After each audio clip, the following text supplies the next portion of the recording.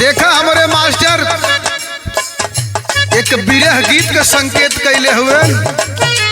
कोनो दुल्हन के दुल्हा शादी करके परदेश में चली आयल हो, न तो चिट्ठी भेजत हुए और न तो फोन करत हुए, परेशान हो। कहा था छोड़ के जवानी में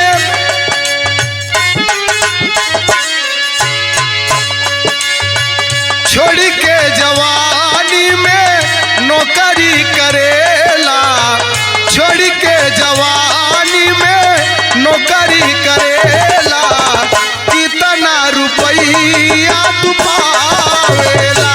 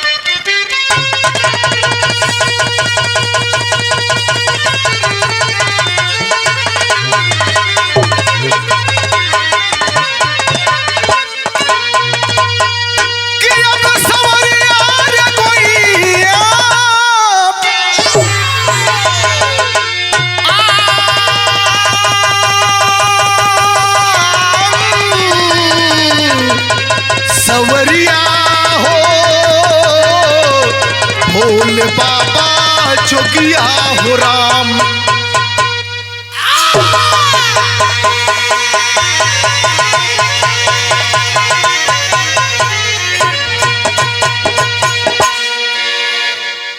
अच्छा बाबूजी, हम भोजपुरी लोकगीत बिरहा गायक मुरारी लाल यादव जौनपुर वाले, हम आप लोगन के बीच में ऐसन बिरहा प्रस्तुत करने जा रहे हैं कि बिरहा सुनने के बाद आप लोग सोचेंगे कि कैसा ये जमाना है और कैसे जमाने के लोग हैं।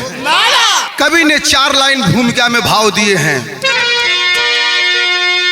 पाप से जिनके यवनी बिलखती रही, आज अंबर में आहों का सोला बना, पुण्य पावन हृदय भी पतित बन गया, अनल का भी अंगार ओला बना, आज यह सहाय यबला का कोई नहीं, हर जिनके आंसू का अपमान होता गया, आज अनेकों बहन बेटियां जल रही, मानव कर्तव्य को अपने खोता गया।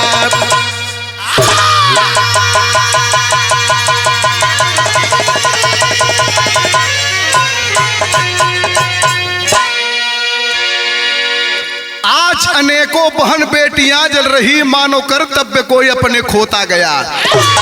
कैसा ये जमाना है, कैसे ये जमाने के लोग हैं। कवि ने बिरहा में गजल का अंदाज है।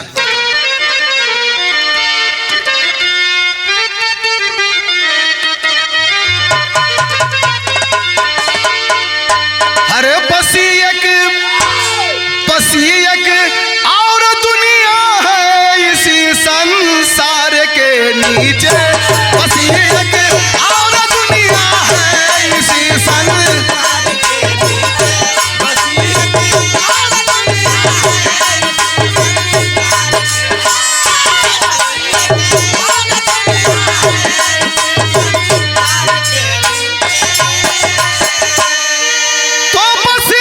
और दुनिया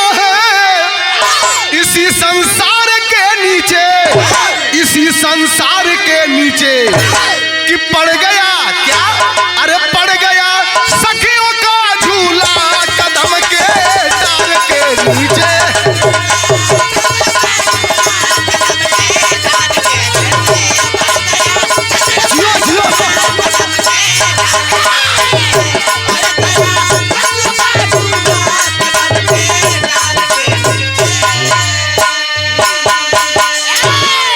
लेकिन ई तो कव्वाली का टुकड़ा रहल, लेकिन हमारे रामपति कवि बिरहा के अंदर भाव लिखलें।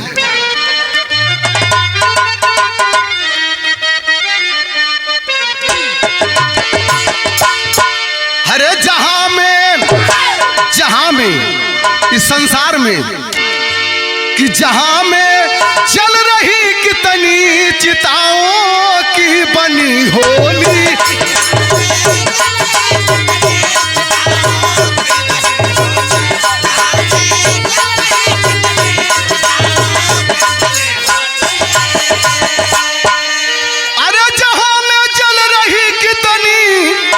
चिताओं की बनी होली हो, चिताओं की बनी होली कि मानव क्या, अरे मानव भी बने दानव हवस की भर रहे झोली।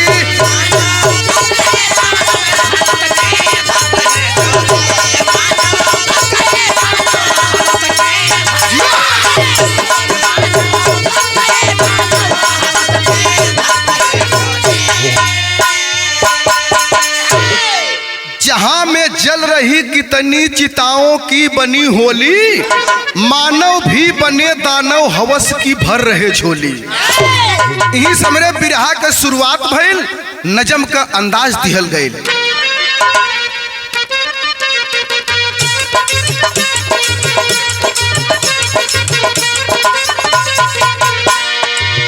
कहीं अबला दहेज कारण जलाई जाती, कहीं पे या बरुसरया में बनाई जाती। जिला गोरखपुर गिरधरपुर की कहानी है, राजेश नायक बिमला लड़की भी सयानी है। पर की खोज में राजेश चिकनिया आए, मुन्ना नायक सुघर पर को पाके हरसाए।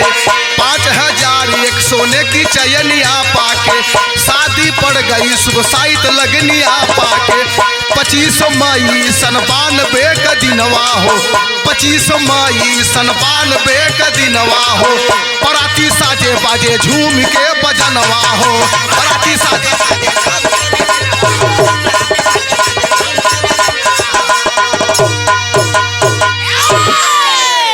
बिरहा के ध्यान से अगर भैया लोगन सुनब, हमें उम्मीद है कि ऐसा बिरहा आप लोगन के सुने के न मिलल होई।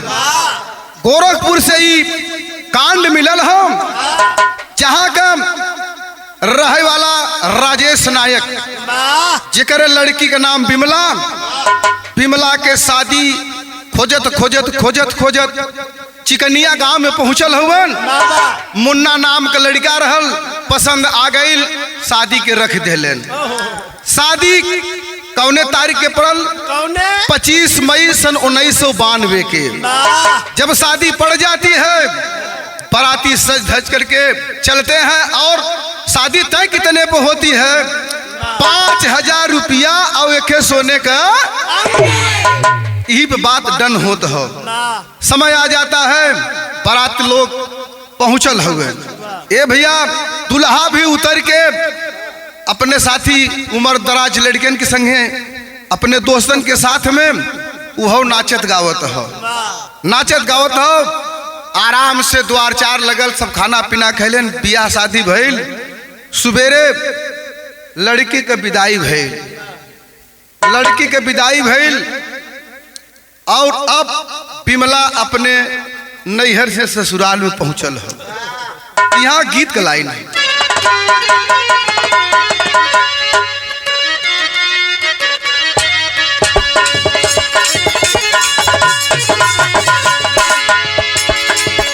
वह गीत है कोनो ननद अपने भौजाई से कहत है,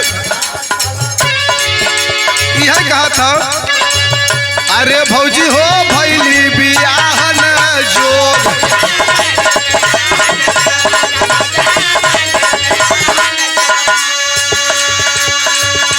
लेकिन गीत ज्यादा ना, कहानी पर रहबत ठीक रही। अब बिमला अपने नैहर से ससुराल के तरफ चलत है। का अरे गोरी हो अइली सजन के देश,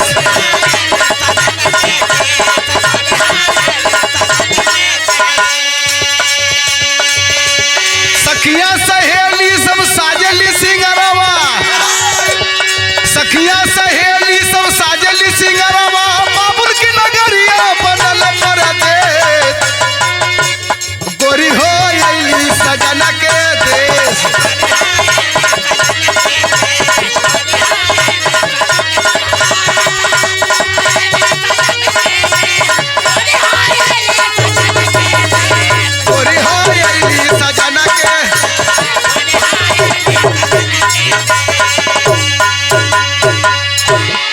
आगे अब पहुंचल हो ससुराल में।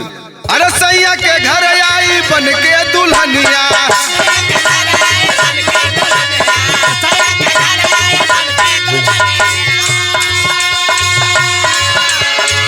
अरे मेहंदी रंगनवा बिरहीन का भेष, मेहंदी रंगनवा बिरहीन का भेष, गोरी हो अइली सजन के देश।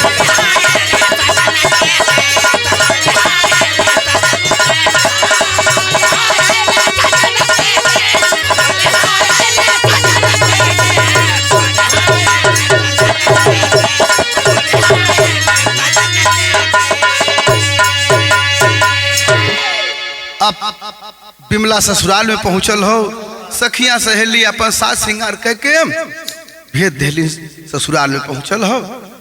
जब ससुराल में पहुंचल हो तो का भइल, यहाँ बिरहा के शैली में कवि ने भाव दिए हैं।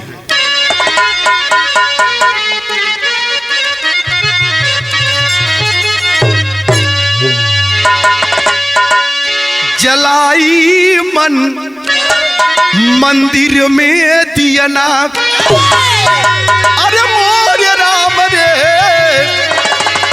अरे जलाई मन मंदिर में दियना, मधुकर बिन परागले कलीले अगड़ाई रे अगड़ाई,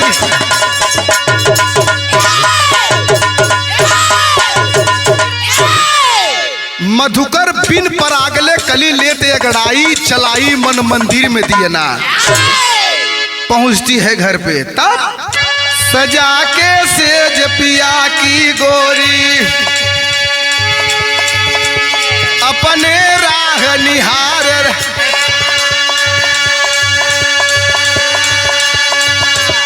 आज मिलन की रात अनोखी,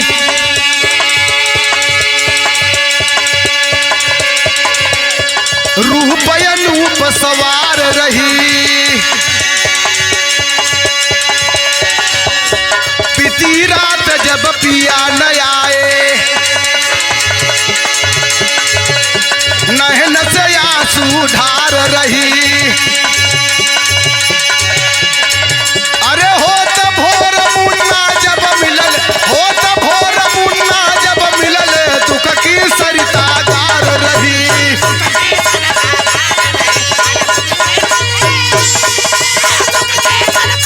भैया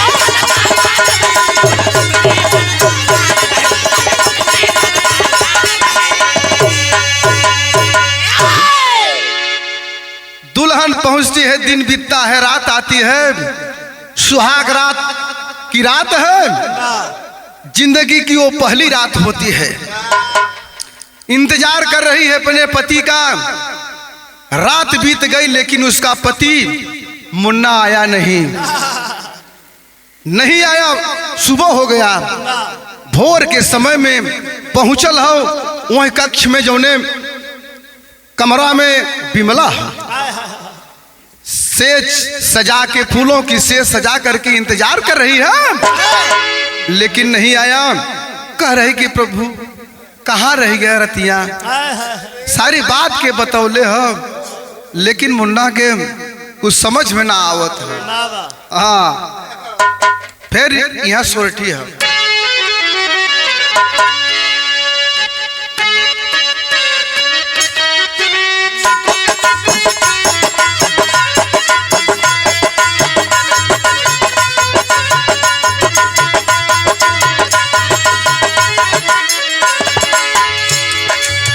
नारी के करन ओ भरथरी बानी गईले जोगी आयर बानी गईले जोगी आहो।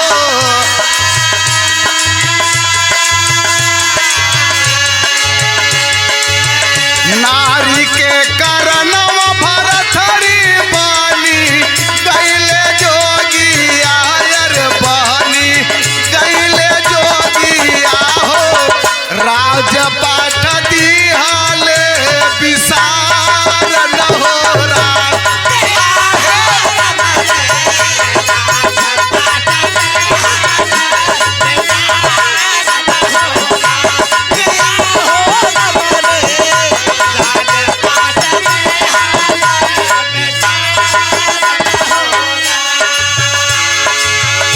लेकिन वो दुल्हन अपने पति से कह रही है, चढ़ली जवानियों में जोगा वारा मवाला जोगा वारा मवाला जोगा वारा मवाला। चढ़ली जवानियों में जोगा वारा मवाला काहे जोगा।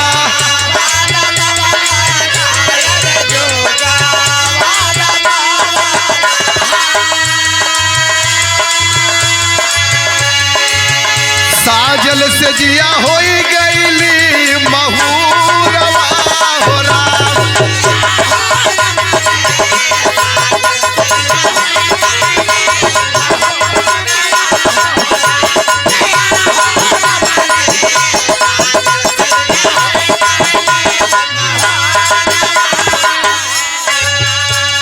कहती है कि पति कहाँ पे आप रह गए, ये जवानी है क्योंकि बस में ना रहले। आपका मैं इंतजार करते करते सुबह हो गया, सुबह में आप आए। दूसरी लाइन में कहती है, कौने का छूटल नाही में हा तिरंगनवा मोरे राम में हा।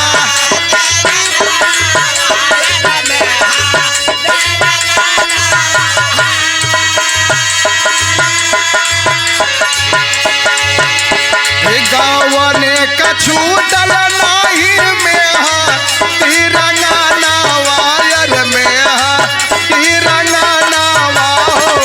कौन हमसे होई गईले कसूर न हो रा।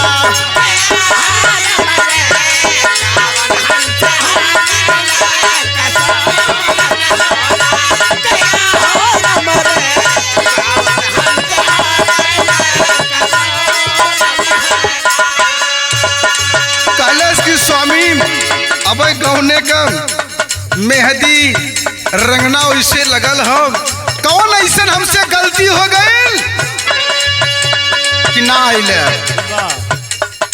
यही बात से बता रही है। आगे का भइल, यहाँ गीत का लाइन है,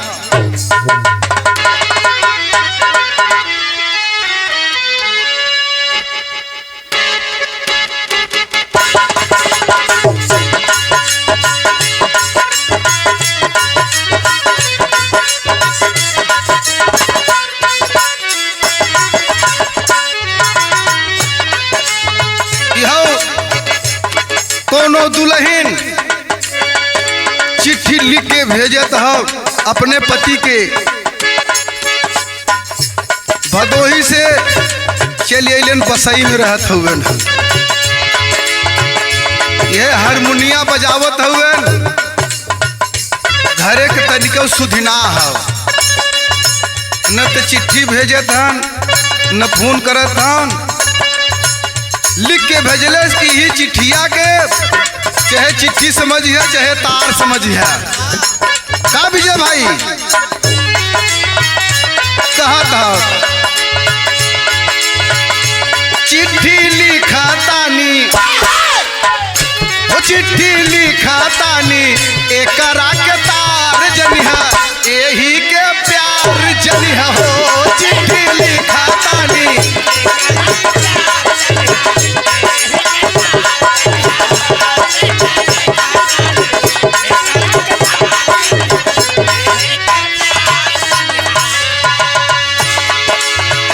लेकिन दुल्हनिया कहा था अपने पति से, सैया गरावा का, सैया गरावा का हमारे तुहार हुआ, जिंदगी का आधार हुआ हो, सैया गरावा का।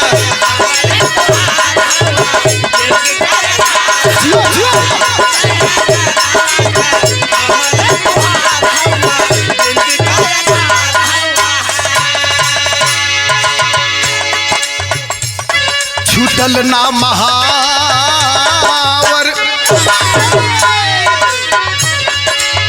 छूटल ना महावर, धूमिल भैली ना चुदरिया,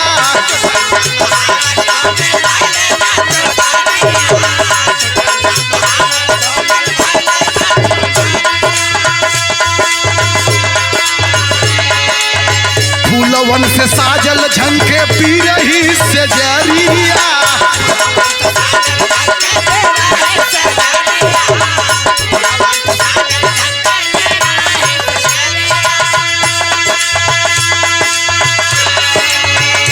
सैया बाउर भैल, सैया बाउर भैल, साजल सिंगार जिंदगी का आधार हुआ हो, सैया बाउर भैल, साजल सिंगार जीवन का आधार हुआ हो।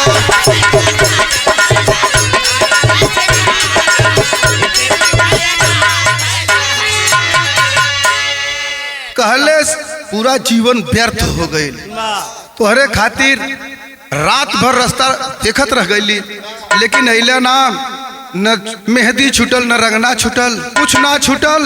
कौने दिमाग में तू पगलाइल हो, के करे चक्कर में पगलाइल हुआ कि हमरे लगे ना आवत हुआ। जब इतनी बतिया के सुने हो मुन्ना तो कैलेस का गुस्से में मुन्ना नायक, अरे गुस्से में मुन्ना नायक तब बिमला को फटकारा है, मेरे घर लायक तू ना हो, लात से ठोकर मारा है। इतनी बतिया के सुन ले गुस्सा गई, कहलेस के हरामजादी आवाज मत निकाल, कहलेस की न कोनो गलती है हमार न कुछ हो, का बात है। लेकिन दुल्हनिया एक दिन ताक में हो गई इनके कि आखिर में जालन कहाँ है, लगल देखे खाना पीना खा के जब सुतलन 12-1 बजे के समय लगल घूमे घरे चारों ओरी, तब ओकर ध्यान कहाँ पड़ल हो, अरे माता से था अवैध रिश्ता, अरे माता से था अवैध रिश्ता, दुल्हन एक दिन जान गई, पनी प्रेमिका माता पापिन देख करिश्मा मान गई।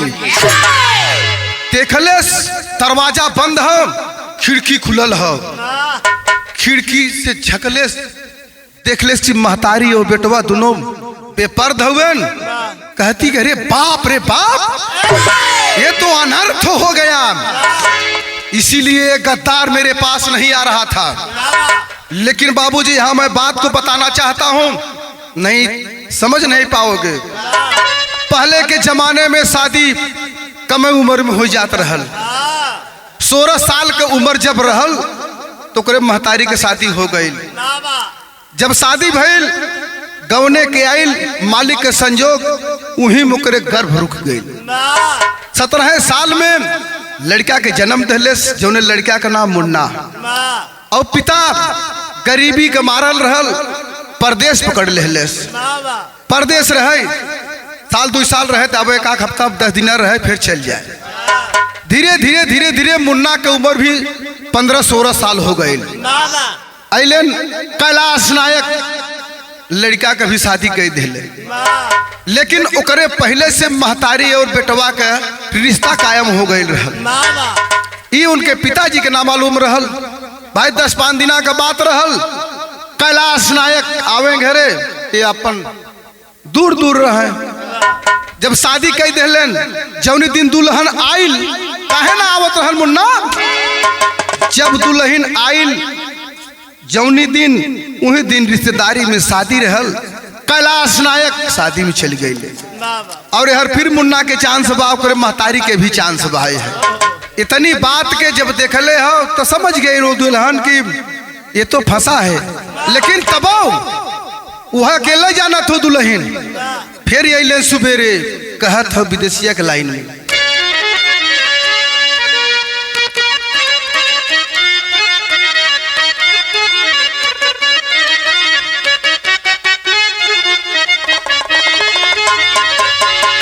सैया जौने उठा में तू पढ़ल हुआ ना सारी जानकारी हमरे हो गई हो। जौन तू काम करत हुआ कहलेस की का यह बतावत हो। हरे पति से बचनिया कहेली बारी धनिया हो काहे लोकल जिया कवल हो स्वामी जी।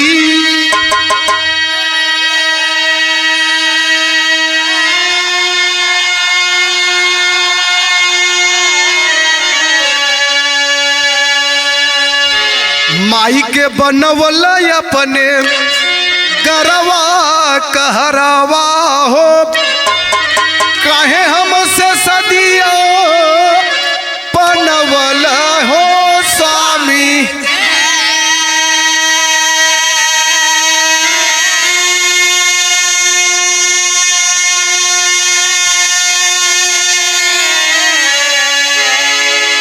अरे जवन तू तनावा से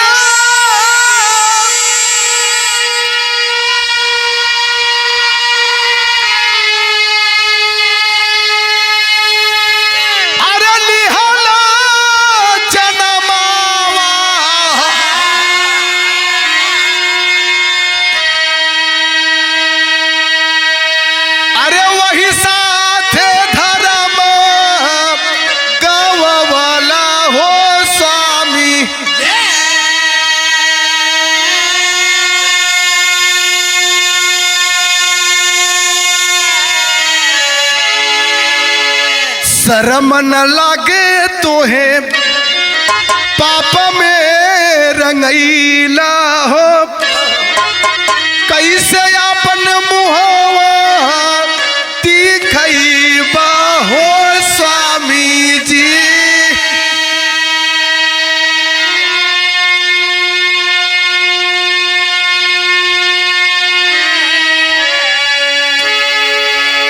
कहले स्वामी जी सब मैंने देख लिया तोहार कारतूत जौन होत हो ना महतारी बेटवा का हम देख गई है। लेकिन हम जानत है अगर आजुओं से अगर आप सुधार कर देब तब कोनो दिक्कत ना हम सासू माँ की जानकारी ना हो। जानकारी खाली हमें हम और आपसे बतावत है आपके हम लाख बात समझावत हो लेकिन माने बिना ना तैयार हम। कहलस कि जौने तन से तू जन्म ली है जौन महतारी तो है 9 महीना पेटे में लेके चलल ओकरे संग ऐसा संसार में कौने रास्ते तू जइबा मोह दिखावेला ना हुआ। इतनी बात के जब सुन ले हो मुन्ना नायक लगा लात घूसा और मारे। लात घूसा से जब काम ना चलल तो आगे का कैले हो यहाँ पहपड़ का भाव हो।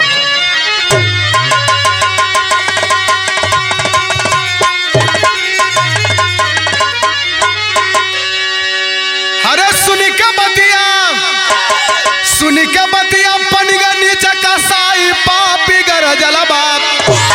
अरे सुनी के बतिया पनिगा नीचे कसाई पापी गर जलबा।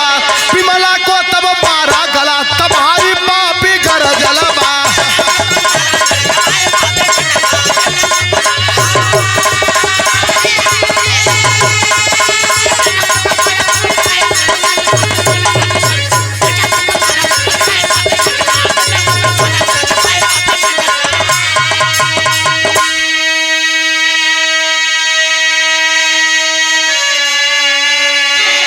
अंगार हो जाता है एकदम गुस्से से लाल।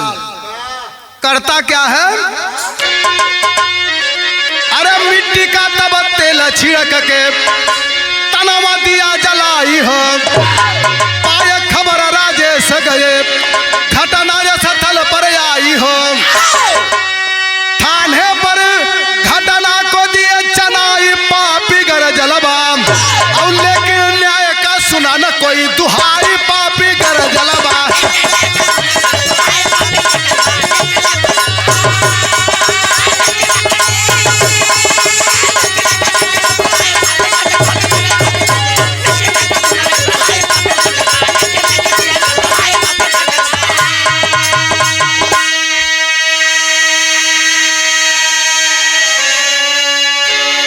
ए भैया, लड़की के पिता जब यह खबर के पौलेन वो मुन्ना गला दबाई के मिट्टी के तेल छिड़क के बिमला के जलाए देले। दूसरे दिन खबर मिलती है रिश्तेदारी के माध्यम से कि आपके लड़की को जला दिया गया है। थाने पे आते हैं, बिमला के पिता लिखवाते हैं रिपोर्ट, FIR दर्ज कराते हैं। लेकिन वहां भी पैसा जमा कर दिया था। वो गद्दार, कोई सुनवाई नहीं हुई। जब सुनवाई नहीं हुई आते हैं अपने बेटी के लाश के पास, तब यहाँ अलग भाव लगा।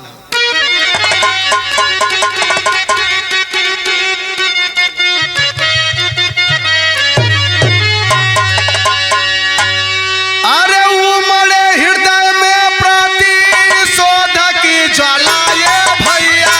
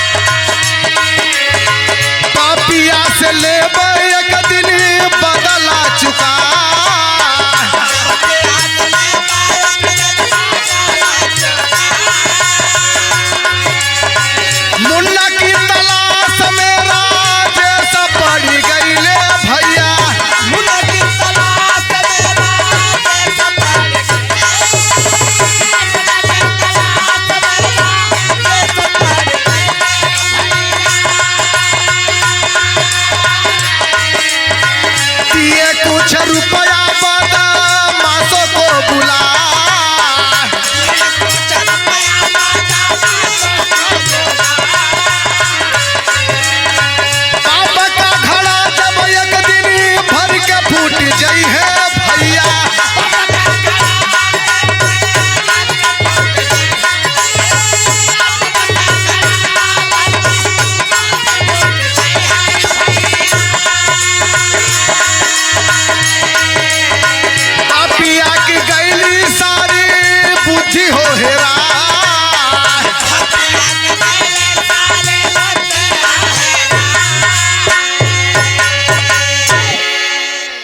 कोई सुनवाई नहीं होती है। जब कोनो सुनवाई ना भइल तब अपने बिटिया के लाश के उठौले हन, सरजू किनारे पे चिता सजौलन और चिता में जब आग के लगा देलन, उसी समय माँ गंगा की कसम खाते हैं पापी से बदला जरूर चुकाई। राजेश नायक पद्मासन के पैसा दहलेस, कहलेस उसको साले को पकड़ना है। बाबूजी पाप का घड़ा जब जिस दिन वो फूट जाएगा उस दिन सारी बुद्धि जो है भ्रष्ट हो जाएगी। ऐसा ही हुआ सदर में।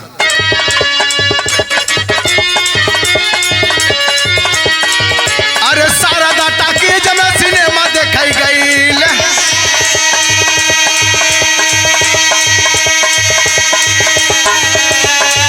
अरे 15 जून 1992 को भाई,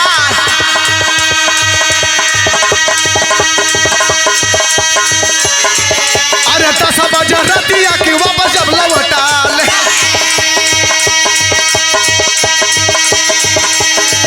अरे लेके बदमाश गए राजेश वहां आया,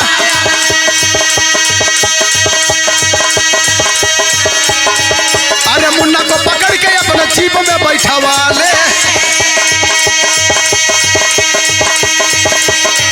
अरे डर से दिया मुन्ना सारी घटना बता,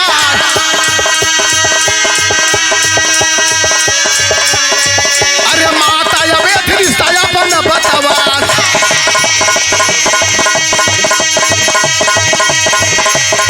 अरे विमला को मारे हम काला को दबा,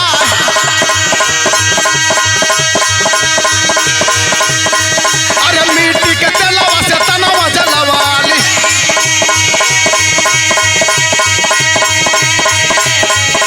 सुन के राजेश का नयन चढ़ल बाय, अरे कुर्खवा में मुन्ना को तब गोलियां से मारा, अरे गिरधरपुर स्कूल पास लाश फेंके जाए,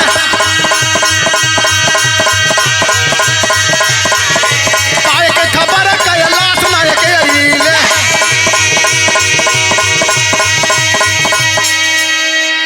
अरे पाए के खबर कैलाश नायक अइले, हऊ बेटवा के लसिया पे रोवे बिलखाई बोला,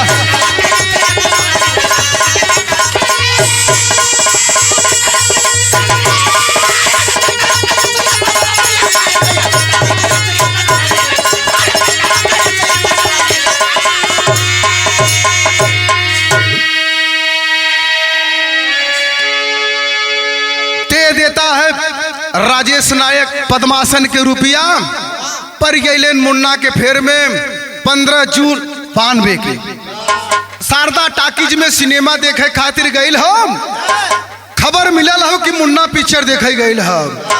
10 बजे राती की जब वापस लौटल राजेश नायक हर बदमाशन के लेके पहुंचल हुआ, देख लेन कहलन वह सार आवत हो, पकड़ के वही अपने जीप में बैठा लेलन, लगलन कूटे जब चारो, लगलन कूटे, सार लगन थर थर थर थर थर थर थर थर कांपे।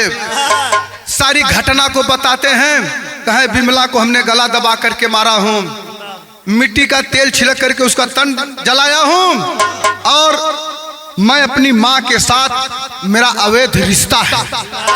सारी घटना को जब बताते हैं, राजेश नायक जब बात के सुन ले गुस्से से लाल हो गया, निकाल के बंदूक धाए धाए 4 गोली मरले, वही सार मरी गईले, नखिया एकदम पुतरिया एकदम ऊपर आ गई, ले जाए के गिरधरपुर स्कूल के पास में लाश के फेंक के चल गई। खबर मिलती है तो कैलाश नायक आते हैं और अपने बेटवा के लाशी पे गिर के रोवत हुए, यह रोवत हुए तो कभी के कहना माँ की बुरे काम का बुरा नतीजा न मानो तो कर देखो, और जिसने जिसने किया है यारो उनका उनका बुरे काम का उन्हें उसका नतीजा मिला। हृदय भाई यहाँ खड़ी का भाव हो,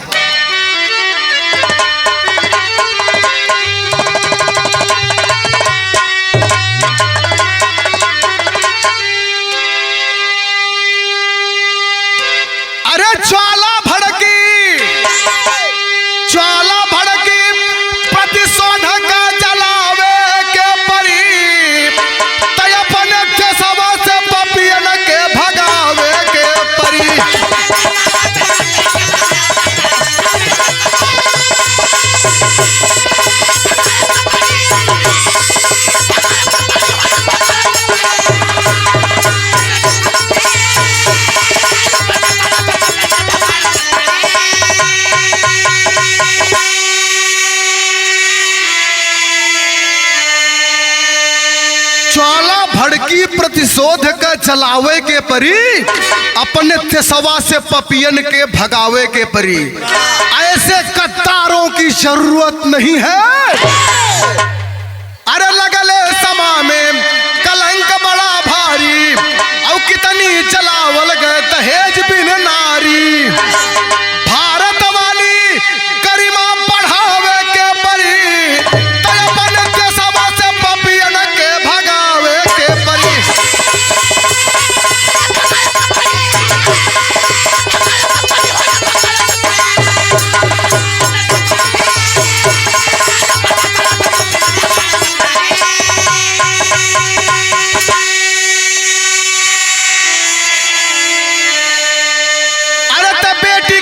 कितनन का होले अपमनवा, अरे बेटा वाले अपन ऊंचा कर गरदनवा।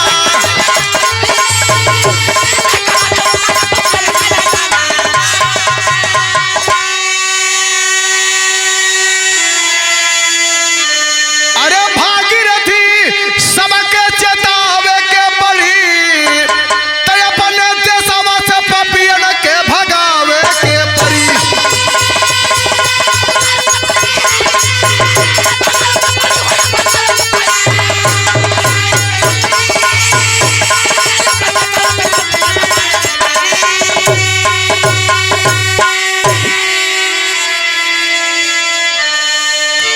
कवि जी लिखलेन, बेटी कारण कितनन को होले अपमनवा, बेटा वाले आपन ऊंचा करें गर्दनवा। भागीरथी सबके चेतावे के परी, अपने देशवा से पपियन के।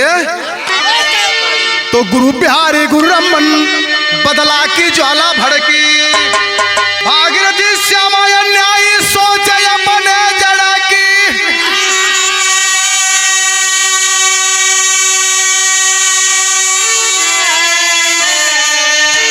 अरे चलाई मन मंदिर में दिया नाम मुराद